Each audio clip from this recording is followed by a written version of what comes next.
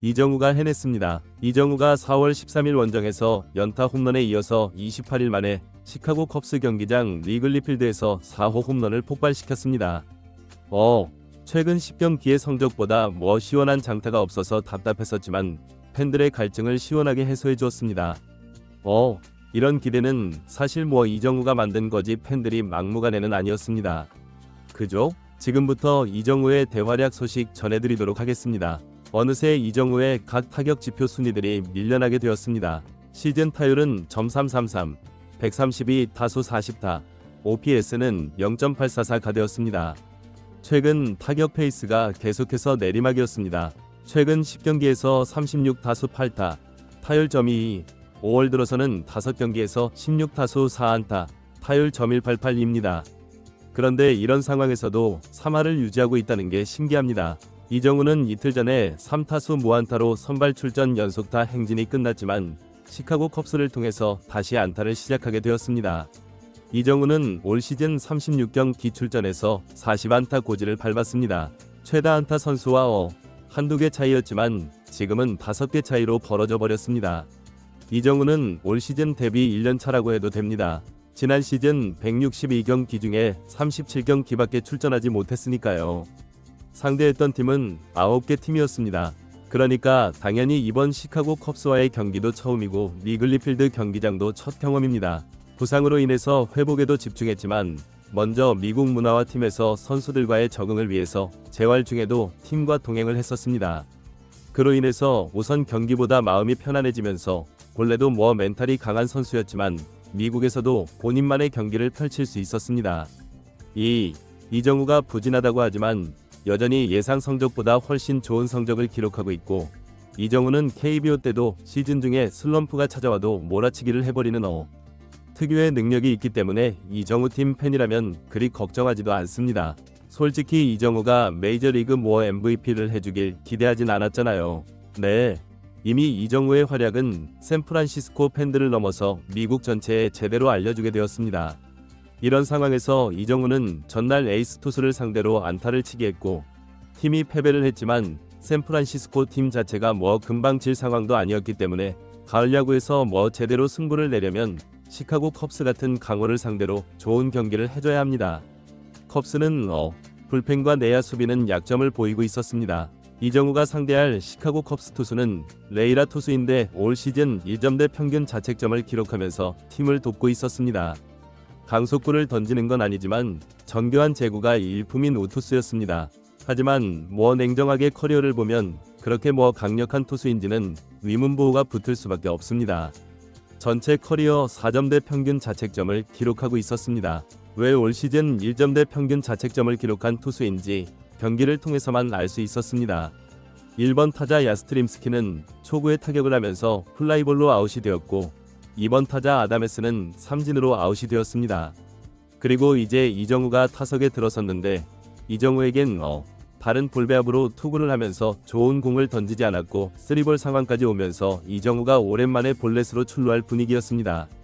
컵스 투수는 이정우의 도루 능력도 알기 때문에 그냥 내보낼 마음이 없었고 풀카운트 상황까지 되었습니다. 이정우가 5구째 가운데 몰린 95마일 공을 타격했지만 빗맞으면서 파울이 된 게 진짜 정말 아쉬웠습니다. 여전히 풀카운트 상황, 이정우는 6구째에 예상 못한 볼이었는지 지켜만 보면서 삼진으로 물러났습니다. 오전 경기부턴가 1회부터 안타를 치고 나가면서 팬들의 마음을 안심시켜줬는데 최근 경기들은 1회에 계속 물러납니다. 그래도 초구부터 스윙하는 건 나쁘지 않은 선택이라고 봅니다. 이정우의 타율은 어느새 .312, 만약 두 번째 타석에도 무안타면 .308로 추락하게 됩니다. 안 돼. 네.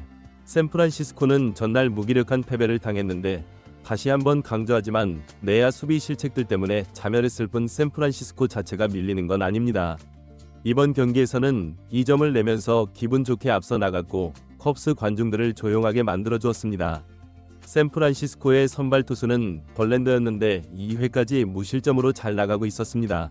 그리고 3회에 다시 이정우가 타석에 들어섰습니다. 아다메스가 중전 안타를 치고 나가면서 이정우의 집중력이 더 높아졌습니다. 레이는 이정우에게 바깥쪽 걸치는 공을 던지려고 했지만 2개 연속 볼이 되었고 이정우를 피하는 것처럼 보였습니다. 그리고 3구째 패스트볼이 볼이었는데요. 그걸 스트라이크로 부르면서 아쉬움을 남겼습니다. 레이가 이때 이정우를 상대로 패스트볼로 재미를 봤기 때문에 이정우에게 약점인 줄 알고 계속 몰아붙이려고 하는 것 같습니다. 그리고 4구째 레이는 이번에도 패스트볼을 선택했습니다. 여기서 이정우가 제대로 풀스윙을 했고 170km짜리 속도로 쭉쭉 뻗어서 리글리필드 담벼락을 넘기는 투런 홈런볼을 쏘아 올렸습니다. 와, 점수를 벌리는 시원한 홈런. 28일 만에 홈런이었습니다. 이정우도 정말 기뻐하는 4호 홈런이었습니다. 이정우가 지난 시즌 5월에 부상을 당했었죠. 그런데 이번 5월에 타격 침체가 오면서 5월은 이정우에게 안 맞는 건가 했는데 이정우에겐 슬럼프라는 게 없나 봅니다. 4대0. 이정우가 타점도 2개를 올렸고 득점도 추가하게 되었습니다. 레이가 이정우에게 93마일 패스트볼을 던졌는데 이정우는 이미 162km 강속구도 쉽게 안타를 치는 선수인데 93마일이면 이정우에게 배팅볼이죠. 1점대 평균 자책점 투수가 이정우에게 무슨 생각으로 4연속 패스트볼을 던진 건지 어리석어 보였습니다. 메이저리그 트위터에서는 실시간으로 이정우의 홈런 장면을 공개하면서 바람의 도시에서 바람의 손자가 4호 홈런을 달성했다고 전했습니다. 벌랜더가 3회 2점 홈런을 맞았고 4회 컵스의 내야 수비 실책이 나오면서 5대2가 되었습니다. 하지만 컵스는 전날도 후반에 무섭게 점수를 뽑은 만큼 안심할 수는 없습니다. 심지어 컵스는 다저스를 상대로도 11대10으로 역전승을 하기도 했습니다. 이정우는 5회 다시 타석에 들어섰고 투수는 여전히 레이였습니다. 이건 정말 땡큐였죠.